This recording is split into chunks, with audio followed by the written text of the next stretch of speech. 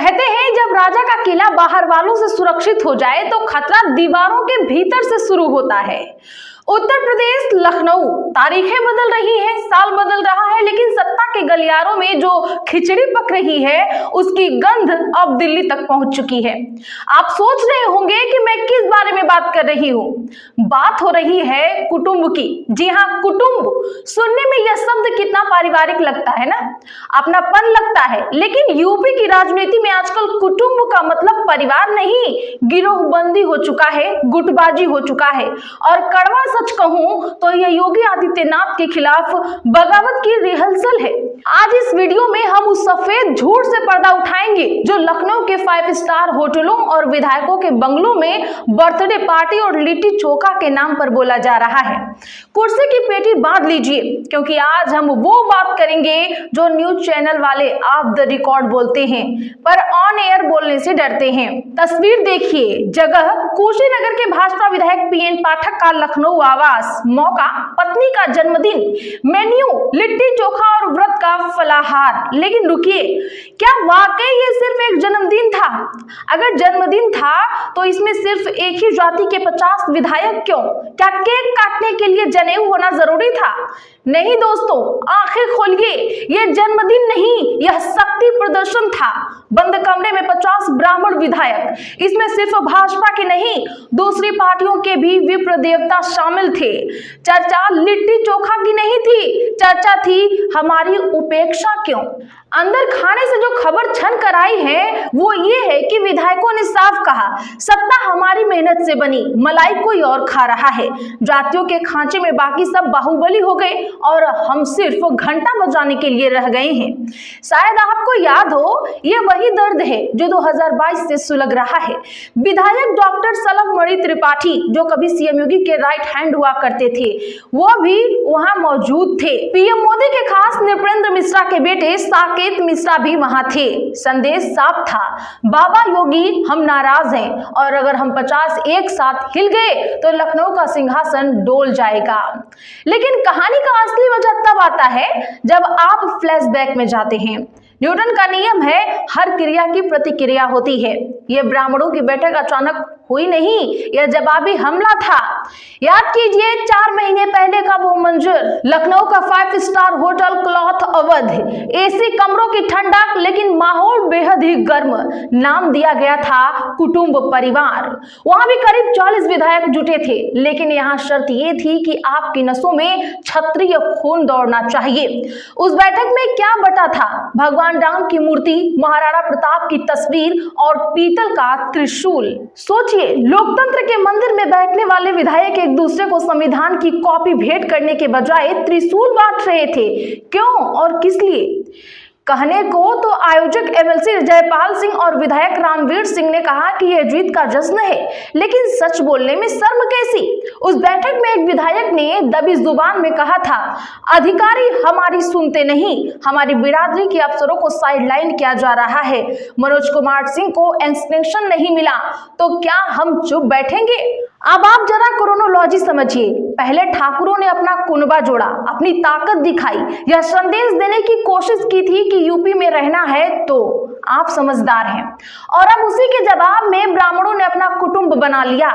यह double engine की सरकार नहीं रही, अब यह डबल गुट की सरकार बन गई है। चलिए थोड़ी देर के लिए राजनीति की चिकनी चुपड़ी बातें छोड़ देते हैं, ग्राउंड जीरो के सच पर आते हैं। जब माइक सामने आता है तो ये नेता क्या कहते हैं, जरा इनकी मासूमियत देखिए। ठाकुर रामवीर सिंह ने क्या कहा था, मैं आपको हूबहू कोट करती हूँ।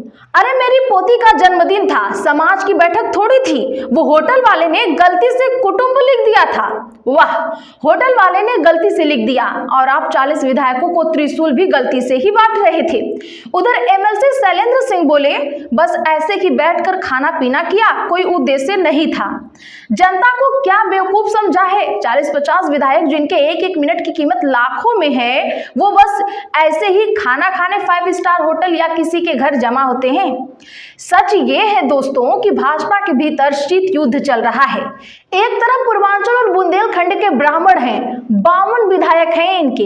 ये वो वर्ग हैं जो मानता है कि सरकार बनाना भी जानते हैं और गिराना भी जानते हैं। 1989 तक यूपी में 6 ब्राह्मण मुख्यमंत्री रहे। इनके खून में सत्ता की हनक है। ये कह रहे हैं कि इटावा कांड में जब ब्राह्मणों पर आफत आई तो सरकार कहां थी।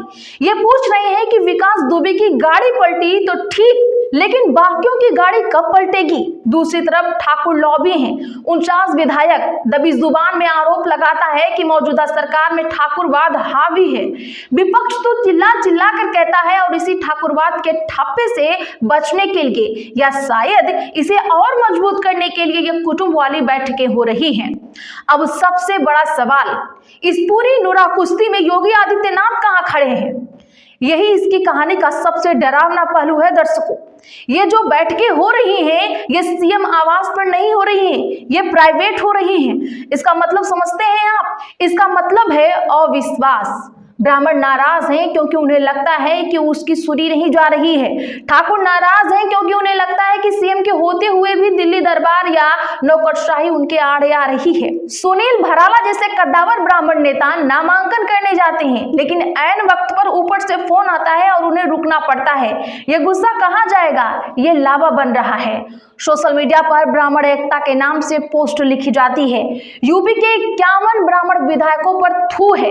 जब समाज अपनी ही पार्टी के विधायकों को धिक्कारने लगे तो समझ लीजिए कि बुनियाद हिल रही है। 2027 दूर नहीं है और अगर 2022 में 89% ब्राह्मणों ने बीजेपी को वोट दिया था तो यह मत भूलिए कि 2007 में इन्हीं ब्राह्मणों ने हाथी यानी बीएसपी की सवारी करके मायावती को ताज पहनाया था और 2012 में अखिलेश की साइकिल पर भी बैठे थे। ये वोटर बधुआ मजदूर नहीं है, ये वोकल है। यह एक चाय की दुकान पर बैठकर 10 वोट पलट सकता है। अंत में बात आपके और मेरे मतलब की। जब ये विधायक कुटुंब और सहभोज करते हैं तो क्या वहां बेरोजगारी पर बात होती है? क्या वहां टूटी सड़कों या महंगी बिजली पर लिट्टी चोखा खाया जाता है? नहीं, वहां बात होती है मेरा एसपी क्यों नहीं लगा, मेरे ठेकेदार को टेंडर क्यों नहीं मिला, मेरी जाति का दबदबा कम क्यों हो रहा है। यूपी की जनता को अब यह तय करना होगा कि यह जो जाति के नाम पर इमोशनल ब्लैकमेल का खेल चल रहा है, इसमें मोहरा आप बन रहे हैं। ये बंद कमरों में दावत उड़ा रहे हैं और बाहर सड़क पर आप और हम अपनी जाति के नेता की शान में कशीदे पड़ रहे हैं। अब फैसला आपका है। क्या यूपी को विकास चाहिए या फिर से वही पुराना जातिगत गैंगवार? योगी आदित्यनाथ के सामने चुनौती विपक्ष से नहीं है जनाब, चुनौती उनकी अपनी ही पार्टी के इन नाराज फूफाओं से है जो मौका मिलते ही खेल बिगाड़ने की फिराक में है। नजर बनाए रखिएगा, लिट्टी चोखा अभी हजम नहीं हुआ है, डकार आनी बाकी है और जब डकार आएगी तो लखनऊ से दिल्ली तक की सियासत हिलेगी।